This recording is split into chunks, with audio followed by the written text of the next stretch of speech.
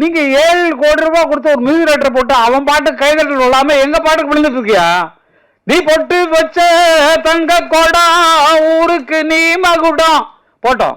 அந்த பாட்டை போட்டு நீங்க ஆடுனீங்கன்னு அர்த்தம். சொர்க்கமே என்றாலும் அது நம்மூரை போல வருமா? ஓ 7 கோடி ரூபாய் கொடுத்தவன் பாட்டு கிட்டாவல, எங்க பாட்டை போட்டவன கைதட்டல் வருது. ஏன் ஜோடி மஞ்ச குருவி நாடுன பாட்டு தான். சாஞ்சாடு நெஞ்ச தழுவின்னு மியூசிக் போட்டவன்ல ஓன் பாட்டு கிட்டாவலையா? எங்க பாட்டு போட்டவன ஆளுக்கு கைதட்டான், உச்சில் அடிக்கிறான், டான்ஸ் ஆடுறான். அப்ப அதுக்கு கூலி எங்களுக்கு வரணும் இல்ல? எங்க பேர் போடாம தானே எங்க மியூசிக் டைரக்டர் பணம் கொடுத்து அவ்வளவு கொடுத்து அவங்கள்ட்ட வாங்க முடியாது தானே எங்க பாட்டு போடுறீங்க. அப்ப எங்களுக்கு அதுல பங்கு உண்டு இல்ல? எங்களுக்கு கொடுத்துருக்கணும் இல்ல? எங்கள்கிட்ட பெர்மிஷன் வாங்க, பெர்மிஷன் கேட்டா ஃப்ரீ அண்ணன் கொடுத்துருவாரு. இப்போ கேட்காம போட்டுறதுதான் அவருக்கு கோவம் வர்றது காரணம். எங்கிட்ட கேட்கல, எங்கிட்ட பெர்மிஷன் வாங்கலை அப்படின்னு சொல்லி சண்டை போடுறது காரணம் பணத்தை ஆசை இல்லை சார், கொட்டி கிடக்கு சார்.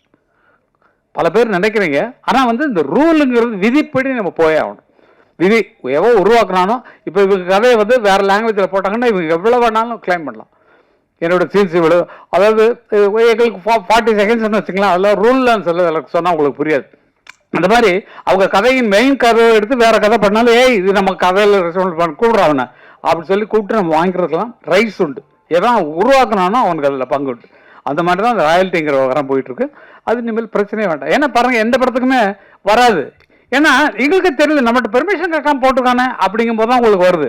அஜித் படம் அதெல்லாம் ஒன்றும் இல்லை, எங்கள் பாட்டு அவ்வளோதான். ஒன் மியூசிக் டைரக்டரால் போட முடியல, எங்கள் பாட்டு தான் உனக்கு ஜெயிக்க வைக்குது அப்படிங்கிற சந்தோஷத்தோடு இருப்போம் நாங்கள். அது கேட்டுருந்தா இன்னும் சந்தோஷமாக கொடுத்துருக்கோம். கேட்கலங்கிறதுனால தான் கொஸ்டின்.